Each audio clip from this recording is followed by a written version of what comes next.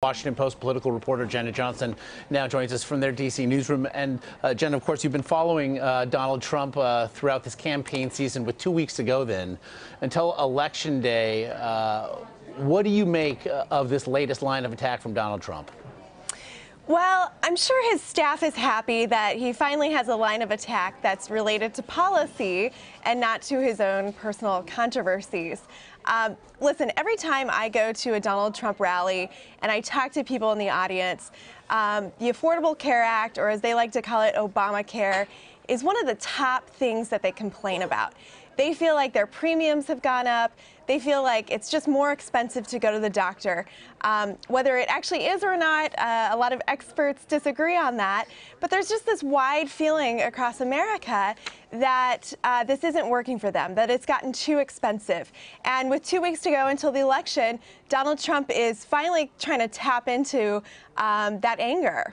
13 days, again, to make that case. Jenna, as you pointed out in a recent piece for The Post, Donald Trump has refused to this point to campaign on Sundays. But 2 days ago, there he was at a rally, even as he makes the case repeatedly that polls are dark and phony and that, in fact, his campaign is in front. It would seem that it's shifts such as that suggest something else entirely.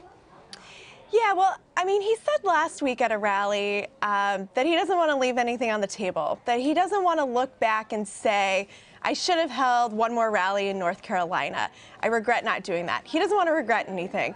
And so he has really loaded up his schedule. You know, the last few days he's been hitting, 3, 4, 5 different things each day, trying to just get out there and do it. But his demeanor on the campaign trail is different than it was when I first started covering him a year ago. A year ago, he had nothing to lose. He was this joyful candidate who you could just tell loved campaigning, loved being out there.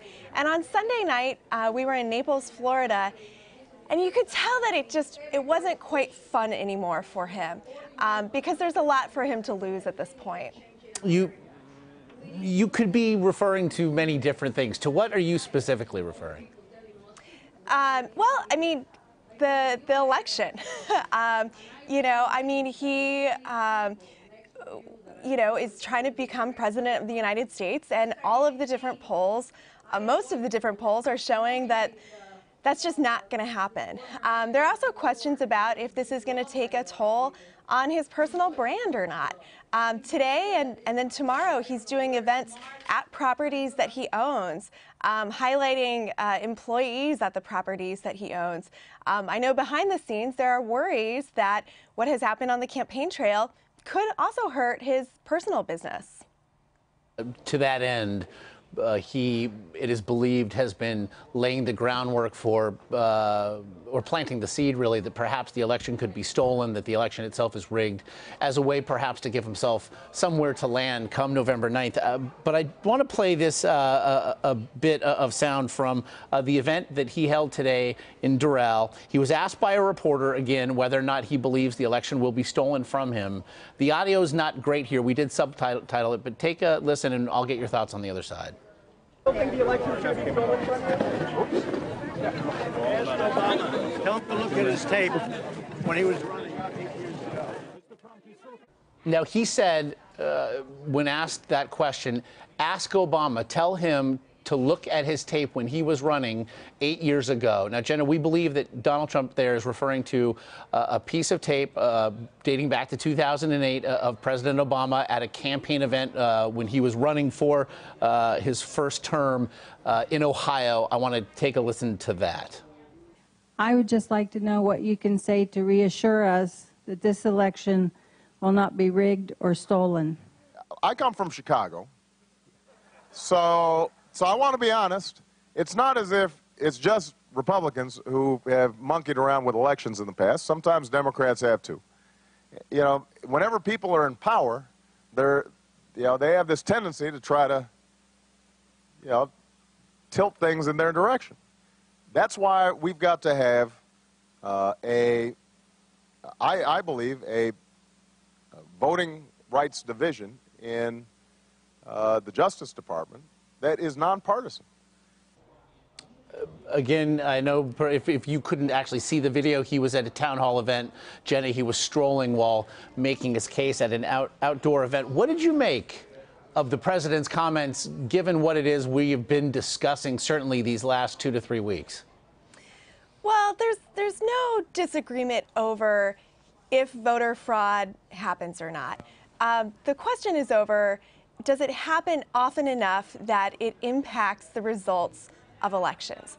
A lot of the documented cases that we've seen are very few. Mm-hmm. The numbers do not seem to add up in a way that would impact elections. And, you know, for years, it's not just Donald Trump that has talked about, you know, the election fraud happening and things like that. This is something that Democrats and Republicans have worried about. This is something that people from both parties have worked on and have, you know, tried to set up ways to make sure that fraud isn't happening. The difference here is that Donald Trump is going to rally after rally after rally and saying, if I lose, it's because of voter fraud. It's because, you know, this is rampant and it's happening all over the place and it's totally skewing the results of our elections, and election results cannot be trusted, and that I'm willing to challenge them.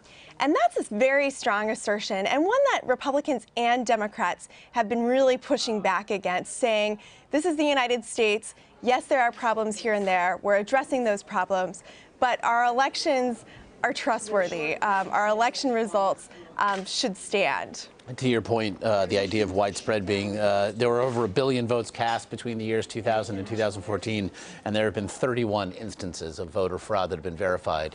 To that point, you mentioned the idea, Jenna, that he does have so much to lose. He, once again today, poo-pooed the idea of Trump TV, that perhaps he will look to commoditize this run in a media venture to follow the election.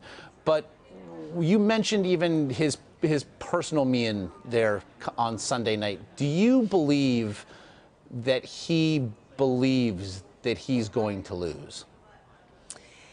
You know, I can't speak for him. I can't reach into his mind and know exactly what he's thinking. But he knows how polls work.